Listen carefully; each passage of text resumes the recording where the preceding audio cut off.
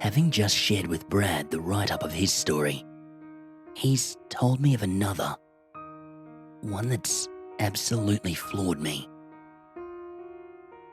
It's about his cousins and the tragic tale of their daughter Emily. As per usual, all names have been changed to protect their privacy.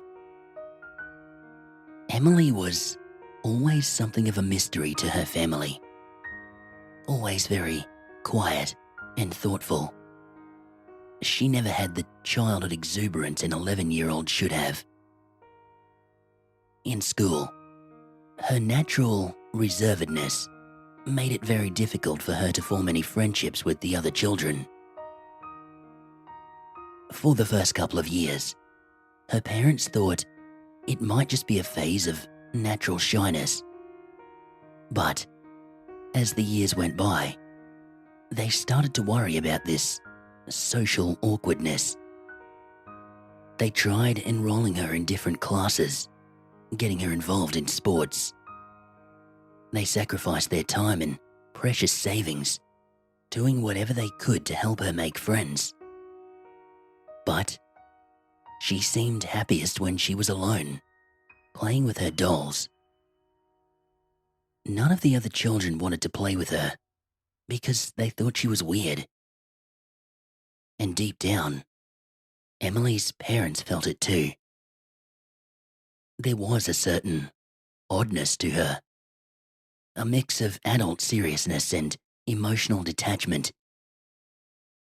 It did not help either that the few times Emily spoke, it would be about events in the future.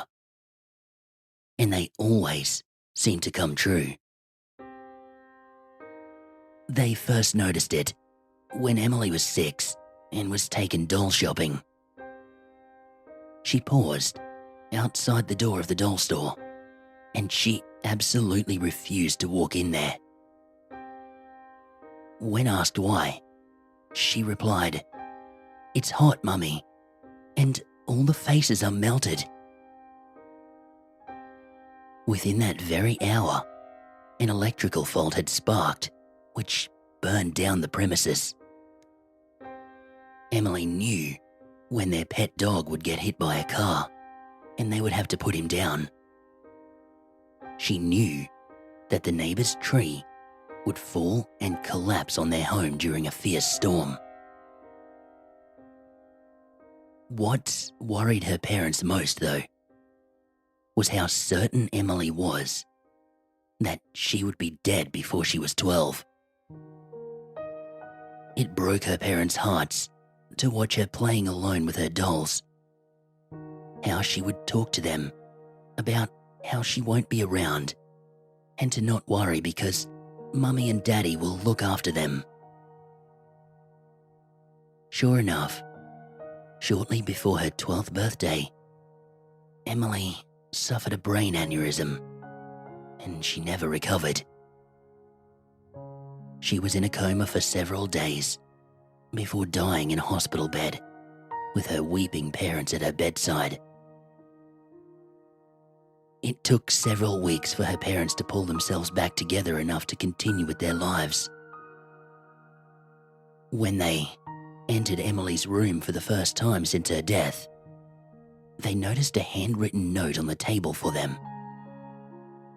In Emily's large scrawl, it said simply, "Dear Mum and Dad, I love you. Thank you for everything. Love, Emily." Over the next few months, they found more notes hidden throughout the house. Each of them would be written on different scraps of paper, but always in her familiar blue scrawl. Under a dollhouse, "Dear Mum and Dad, sorry I couldn't stay longer. Don't blame yourselves. It's not your fault. Love, Emily." On the back wall of the closet, "Dear Mum, tell Dad I miss his bedtime stories. Love, Emily." behind cereal boxes in the pantry. "Dear Dad, Mum loves you very much, and she worries about how hard you work. Spend more time with her. Love, Emily." In an old briefcase. "Dear Mum and Dad, sorry I didn't say I love you enough. I always have, and always will. Love, Emily." Knowing she was going to die, Emily had hidden dozens of messages for her parents to find, as reminders of her, saying all the things she couldn't seem to when she was alive.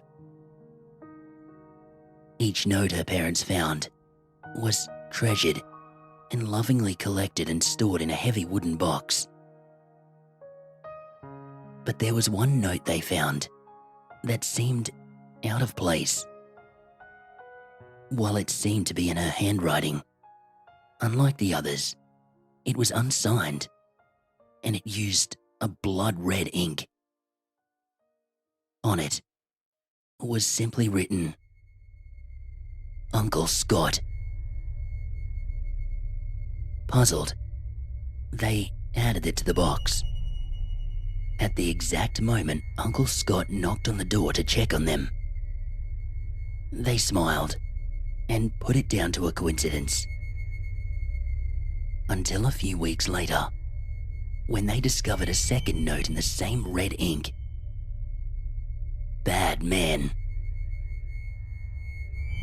Feeling uneasy, they double-checked the locks on the doors that night. In the morning, they found their back door lock broken.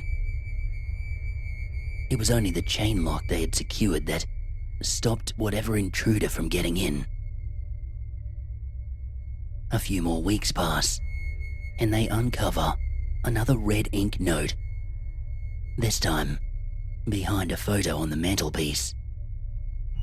On it was written, "In my room." Curious, they went to Emily's room and searched. Since Emily's death, they had very carefully cleaned and maintained it to be exactly the same as when Emily was alive. They thought that they had checked every corner for notes. They checked again under the bed and found another one in red ink, stuck to the mattress, behind closed doors. Curious, they closed Emily's bedroom door. Stuck to that door was a poster of puppies that Emily had liked when they first got their dog. The rattle from the door closing loosened and dropped the poster, revealing a fifth note. "He will suffer." A wave of uneasiness hit Emily's parents, and they scrambled back out to the kitchen for a drink. At that moment, the doorbell rang as Scott paid his regular visit. He asked why they seemed so rattled and was told of that note behind the door. Scott asked to see it and went into Emily's bedroom while her parents stood shaking in the kitchen. In that moment, the door to Emily's room suddenly slammed shut with so much force the entire house shook. Scott's screams then filled the air, mixed with the sounds of crashing and banging. Emily's parents rushed to the room, but nothing they could do would open that door. The sounds of Scott's screams became louder and more frightening, along with unearthly guttural noises, as though some wild beast was in there with him.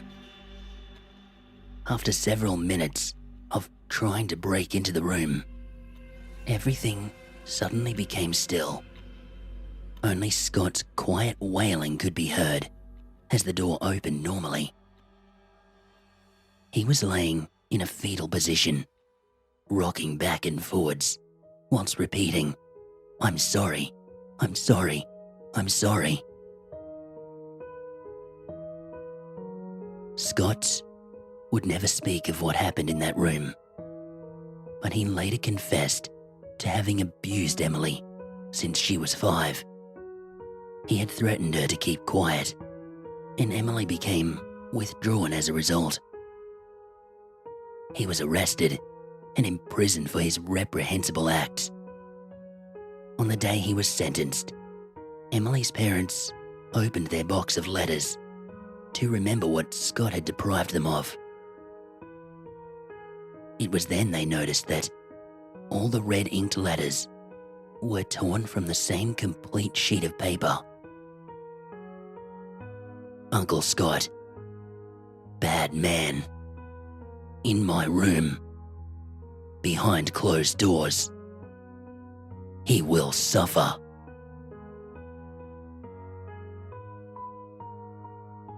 It's been several months since that day, and no more notes have shown up.